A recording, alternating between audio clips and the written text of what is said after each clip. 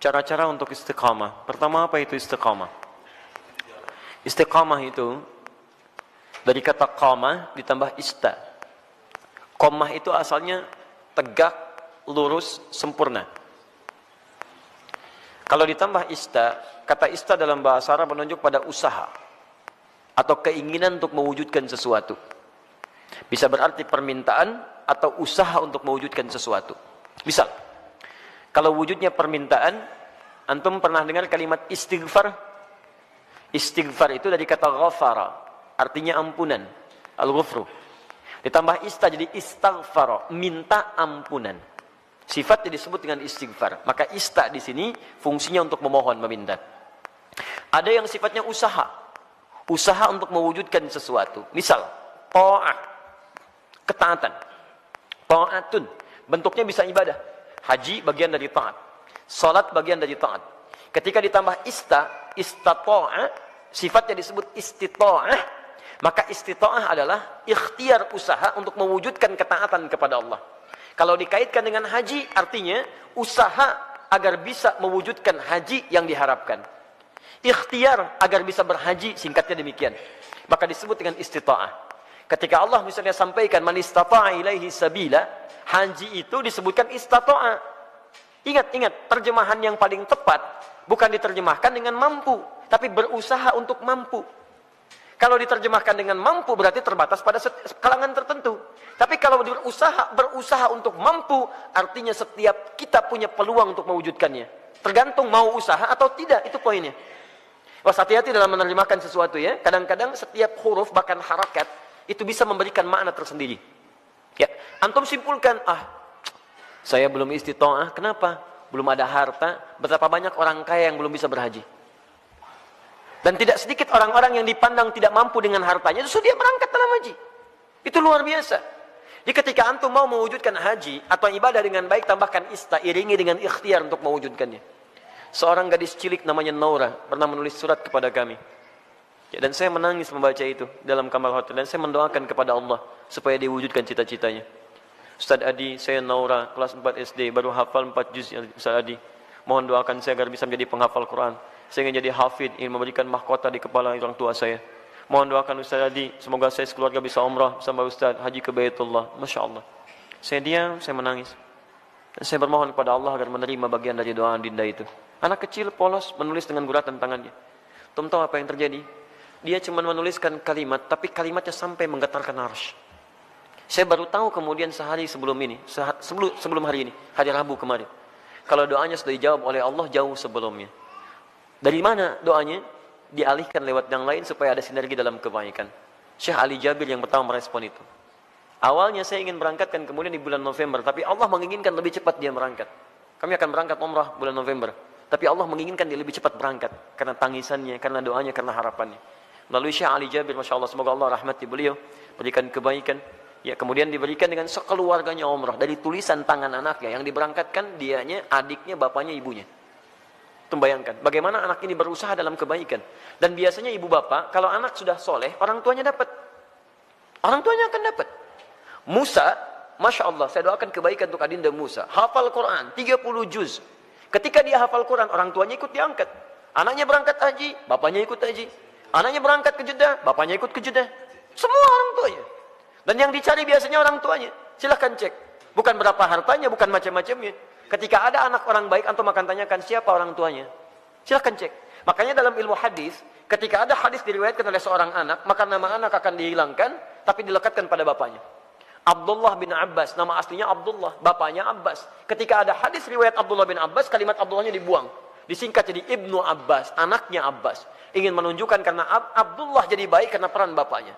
Abdullah bin Umar, anaknya Umar, disebut Ibnu Umar. Silakan. Abdullah bin Amr bin As, dihilangkan Abdullahnya, disingkat Ibnu Amr bin As. Kenapa? Ingin menunjukkan bahwa ada peran orang tua di dalamnya. Jadi kalau antum ingin anaknya soleh, orang tuanya soleh duluan. Soleh duluan. Dalam bentuk sikap ya, bukan bentuk nama. Ustaz, nama saya soleh, istri saya solihah. Kenapa anak saya belum begitu? Antum belum diwujudkan dalam bentuk ikhtiar. Itu masalahnya. Jelas ya? Di teman-teman, ayo masukkan nilainya ke situ, hadirkan ke situ, ikhtiar kita. Dan insya Allah ada kebaikan di dalamnya. Yang paling menarik sekarang istiqamah. Istiqamah dari kata qamah. Qamah itu tegak, lurus, sempurna. Kalau semua ibadah diawali dengan kata qamah, itu artinya ibadah itu ditunaikan dengan sempurna. Turunannya aqama yuqimu iqamah. Iqamatun selalu disingkat dengan qamah, yang nyingkat orang Indonesia. Semua kalimat salat dibuka dengan kata iqamah yang menunjuk pada ibadah. Alladzina yuqimunas shalah wa aqimus shalah, aqimis shalah. Rata-rata dibuka dengan demikian. Lihat baik-baik. Kalau antum ingin menunaikan ibadah dengan sempurna, kan tidak langsung sempurna seketika. Apakah ketika Anda tahajud, misalnya malam ini bangun jam 3, tahajud jam 3 lewat 20, karena 20 menit siap-siap. Apakah mohon maaf, malam selanjutnya akan bangun di jam yang sama? Belum tentu. Walaupun alarm dipasang dengan situasi yang sama, 2.15, 2.30, 2.45. Alarm pertama mematikan alarm kedua, alarm kedua matikan alarm ketiga, alarm ketiga masih nundutan, ya kan? Menunggu jam 3 tiba. Nih, hari pertama bisa pas jam 3, tapi hari kedua belum tentu. Ya, hari kedua sama bangun, tapi informasi lebih dahsyat sampai kepada kita. Begitu mau ngambil air wudhu, BBM bunyi, ping, setan masuk kemudian ke hati kita. Baca dulu daripada penasaran. Begitu dibaca, Masya Allah, MU melawan Manchester City. Waduh, pertemuan dua pelatih klasik antara Pep Guardiola dengan Jose Mourinho. Sekarang poinnya cuma beda 2, karena kemarin MU dia seri ya skornya, kemudian Manchester City menang, skornya cukup telak, 7-2 dia menang kemarin itu. Masya Allah. Sekarang akan pertemuan menentukan, kalau MU menang maka juara dia, poinnya 1 bedanya. Kalau Manchester City menang, poinnya beda 5. Wah, luar biasa. Terus orang ini suka bola lagi, itu yang masalah. Saya nggak pernah nonton teman-teman, tapi kalau saya katakan saya nggak nonton, buang-buang waktu. Tapi saya kalau ditanya, insya Allah bisa jawab. Ya, itu. Ya. Saya tahu Ancelotti dipecat, saya tahu. Ya, Ancelotti dipecat di Bayern Munchen. Ya, karena kemarin dia kalah juga. Ya, 3-0 kalah di Liga Champions. Ya, kemudian langsung seketika dipecat. Nanti isunya akan digantikan oleh Jurgen Klopp. Jurgen Klopp sedang melatih Liverpool sekarang. Ya, isunya musim ini dia akan selesai dan pindah lagi ke Bayern Munchen. Dia sebelumnya di Borussia Dortmund. Borussia Dortmund itu lawannya, ya, rivalnya adalah Bayern Munchen. Saya hafal itu. Udah. Sudah sini.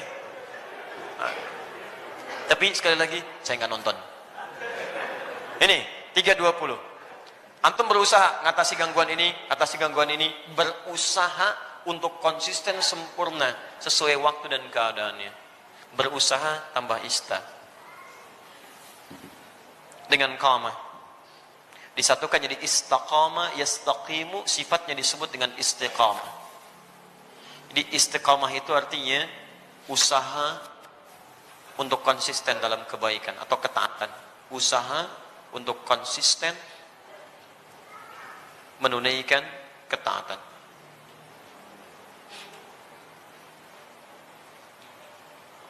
Istiqamah tahajud, istiqamah puasa, istiqamah baca Al-Quran, istiqamah berdoa dalam kebaikan. Sekarang pertanyaannya, bagaimana cara saya bisa istiqamah? Itu pertanyaan terbesarnya. 1, istiqamah dimulai dengan ilmu, pengetahuan dulu. Kalau antum kerjakan sesuatu tanpa pengetahuan, maka tidak akan ada motivasi bagi kita untuk menguatkan hal yang ingin kita kerjakan. Bahkan Nabi SAW pun ketika akan diangkat menjadi Rasul, kemudian diberikan tugas beliau untuk berdakwah, itu jedanya 5 tahun sampai berdakwah, dan dari jeda itu diberikan dulu bekal pengetahuan. Apa ayat yang turun kepada beliau? Pertama kali wahyu pertama turun, Iqra. Diminta belajar dulu. Belajar.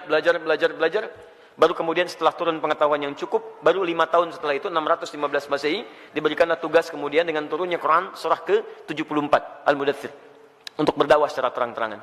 Nah sekarang antum ingin istiqomah di bidang apa? Misal antum pilih dulu, saya ingin istiqomah satu-satulah, gak usah semuanya. Misal, saya mau istiqomah dalam sholat dulu. Maka sebelum antum tunaikan ibadahnya, antum keluarkan dulu hadis-hadis, ayat-ayat dari Al-Quran, hadis dari Nabi, petunjuk sholat yang benar. Kalau antum tidak keluarkan ini, nanti antum akan istiqomah pada yang salah. Karena boleh jadi antum sholat dengan cara yang keliru. Salah takbirnya, kemudian salah rukunya, salah sujudnya, maka turunkan kemudian pengetahuannya untuk memudahkan kita dalam menunaikannya. 1. Yang kedua, keluarkan kemudian motivasi-motivasi positifnya. Ya, keutamaannya. Keutamaan itu untuk selalu memotivasi kita kala kita sedang menurun, ya, dalam mengerjakan amal soleh yang dimaksudkan. Misal, itu boleh dituliskan. Saya ingin tunaikan tahajud, ingin istiqamah. Antum keluarkan keutamaan tahajud, tuliskan. Ada 4 keutamaan tahajud dalam Al-Quran. Quran surah 17 ayat 79 sampai dengan 81. Paling kiri sebelah atas. 1, mengangkat karir di tempat terbaik. Asa ayyab'atsaka rabbuka maqaman mahmuda. 2, mendapat bimbingan Allah saat menjalani aktivitas. Wa rabbi adkhilni mudkhala sidqin. 3, mendapat bimbingan Allah keluar dari kesulitan. Wa akhrijni mukhraja sidqin. 4, mendapat perlindungan dari Allah ketika diganggu oleh orang lain, langsung tanpa perantara. Waj'alni min ladunka sultanan nasira. Demi Allah saya katakan ya, saya mohon kepada antum, kalau masih punya banyak tugas, pekerjaan macam-macam tuh jangan tinggalkan tahajud. Walaupun cuma 2 rakaat, witirnya 1 rakaat. Jangan tinggalkan. Kalau antum konsisten, maka nilai-nilai kebaikan akan Allah berikan. Supaya jadi motivasi, antum tuliskan itu. Tempelkan di samping kanan, di dinding tembok kita mau tidur itu, sampaikan sebelah kanan. Tempelkan. Di begitu antum mau tidur, antum bisa melihat itu. Dalam keadaan lupa pun ketika antum melihat itu, antum bisa termotivasi untuk bangun di malam harinya. Kalau bisa tambahkan kalimat di bawahnya. Ya, tambahkan kalimat di bawahnya. Apa kamu merasa sudah ada jaminan surga? Nabi aja ahli surga, tahajud. Kamu bukan nabi, bukan rasul, bukan ahli surga, nggak mau tahajud. Apakah kamu masih sehat sampai malam ini? Tuliskan. Sampaikan. Dibuat kalimat-kalimat quote-quote yang indah untuk memotivasi kita ibadah. Ayo. Non-muslim aja punya quote untuk kehidupan mereka. Masa urusan akhirat kita nggak punya quote yang baik? Hadirkan. Kita antum tuliskan, jadi motivasi. 2, 3. 3, di 1 pelajari dengan ilmu, 2 keluarkan keutamaannya, 3, hadirkan ancaman-ancaman Allah saat antum menyimpang dari amal soleh yang tengah dikerjakan. Ancamannya. Misal, tadi ingin meningkatkan sholat, dimulai dengan sholat fardu. Terus tiba-tiba terfikir untuk mengabaikan sholat. Karena ada proyek, terus tunda-tunda sholat, kan? Karena ada proyek tertentu, sampai Jumatan ditinggalkan. Untuk mengumpulkan dunia. Maka antum boleh keluarkan ancaman Allah pada yang seperti itu. Supaya tetap memacu kita supaya bisa istiqamah. Misal, keluarkan Quran surah Al-Humazah. Ya, wailul likulli humazatin lumazah. Celaka bagi para pengumpat. Itu terjemahan mushaf. Tapi kalau kita terjemahkan dengan terjemah yang menggunakan nilai bahasa, ya ada balaghah, ada nahwu, ada sharaf ya. Setiap yang ada taknya menunjuk pada perempuan. Ya, kalau kita hadirkan sekarang, celakalah bagi para sosialita yang tukang gosip. Ya, perempuan-perempuan yang senang bergosip. Alladzi jama'a mala wa addada. Ini agak unik. Biasanya kalau tak pasangannya dengan allati, tapi ini menggunakan alladzi. Alladzi menunjuk pada laki-laki bukan perempuan. Istrinya suka gosip, laki-lakinya suaminya suka mengumpulkan harta. Di suami sibuk dalam bekerja, istrinya sibuk menggunakan harta suami untuk kumpul-kumpul cuman gosip dan sebagainya. Lihat, alladzi jama'a mala wa addada. Yang suaminya sibuk dalam bekerja cuman ngitung-ngitung hasil aja. Keuntungan sekian, ini sekian, ini sekian. Mama, ini yang kita dapatkan begini-begini. Ya Pak, besok mama pakai untuk pertemuannya Pak, arisan. Ya gitu kan cuman begitu. Berangkat ngobrolin orang begini macam-macam. Jadi habis di situ aja. Suaminya berangkat gelap, pulang gelap, berangkat lagi macam-macam. Enggak ada kenikmatan dalam kehidupannya. Lihat, yahsabu anna malahu akhlada. Dia kira harta itu bisa membuat kekal di dalam kebahagiaannya. Perhatikan, sampai sholat ditinggalkan. Jumatan diabaikan. Karena ada orang yang berusaha meninggalkan, menukar akhirat itu untuk dunia yang semata. Ya, Quran surah ke-62, ayat ke-11, paling kiri sebelah atas. Wa idza ra'au tijaratan aw lahwan infaddu ilaiha fatarakuka qa'imah. Kul ma 'indallahi khairum minallahi wa minat tijarah. Ada sementara orang yang ketika engkau berkhutbah Muhammad, tiba-tiba maaf, dia meninggalkan engkau sendirian berkhutbah, dia kejar kemudian kafilah-kafilah dagang itu. Ayat ini turun, ini sebagai pelajaran karena dulu di awal masa Islam, awal Jumatan, Nabi sedang khutbah, tiba-tiba muncul kafilah dagang. Diskon besar, 90%, 90% lewat tuh, samping masjid. Mereka yang masih lama iman meninggalkan Nabi berkhutbah, mengejar barang dagangan itu. Lihat, selalu rumusnya begini. Kalau tidak disebutkan di Quran siapa orangnya, kapan kejadiannya, artinya kejadian itu akan berlaku umum di masa-masa selanjutnya. Dengan situasi yang berbeda. Masya Allah, antum bisnis nih, keuntungannya 10 miliar teman-teman sekalian. Tapi tanda tangannya dilakukan pas saat sholat Jumat. Pilih mana antum? Ngejar proyek 10 miliar, atau antum Jumatan dulu baru kemudian kejar proyek itu. Pilih mana? Pas tanda tangannya waktu Jumat. Yang kalau dalam ikhtiar manusia, maaf, ikut Jumat dulu lewat proyek ini. Ambil proyeknya, tertinggal Jumatnya. Pilih mana? Ikut Jumat atau ambil proyek. Dan tidak ada pilihan yang ketiga, ikut Jumat dapat 10 miliar. Nggak ada. Nggak usah maksa antum, di sini saya tegas. Waktu kita terbatas. Ini yang tidak mudah. Maka bagi yang seperti ini, ada muncul ancaman Allah di dalamnya. Lihat ancamannya positif. Qul ma indallahi khairum minal lahwi minat tijarah. Katakan Muhammad pada orang-orang yang masih senang dengan yang seperti itu, menukar akhirat dengan dunianya, atau hanya senda gurau aja, canda dia dengan yang seperti itu, cuman canda aja. Allah sudah siapkan ganti yang terbaik untuk dia. Apa alasan paling logisnya? Wallahu khairur razikin, saya yang tentukan rezekinya.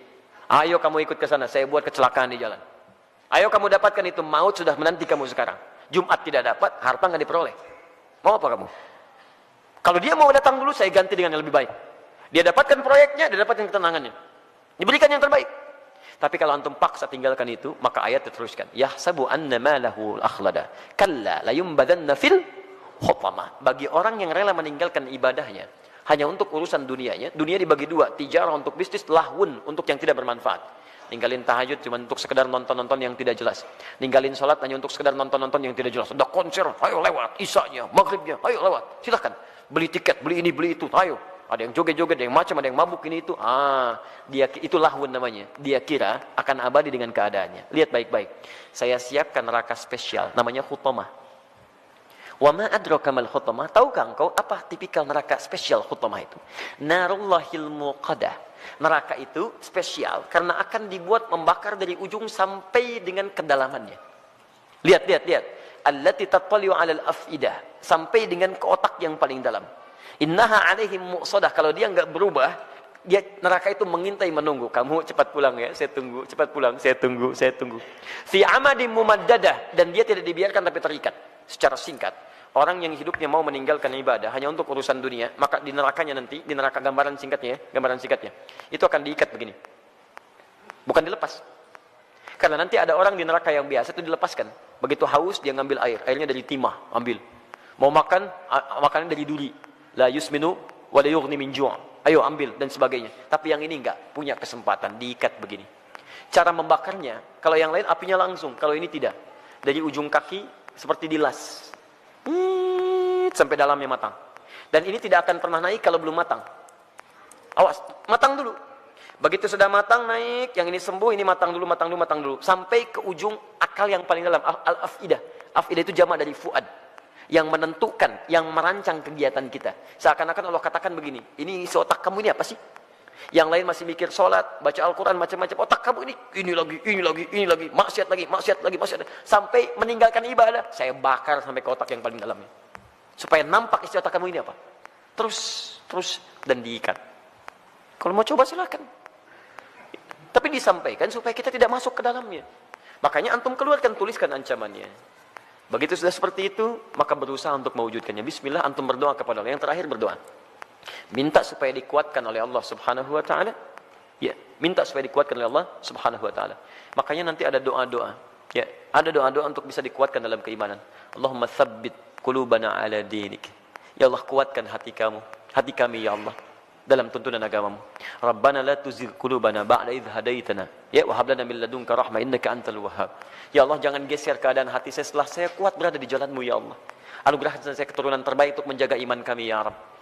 Jadi, belajar ilmunya, belajar ketentuannya, hadirkan motivasinya, jauhi kemudian ancamannya, setelah itu berdoa kepada Allah untuk dijaga. Dengan itu, fammastaqamu, disebutlah orang ini istiqamah.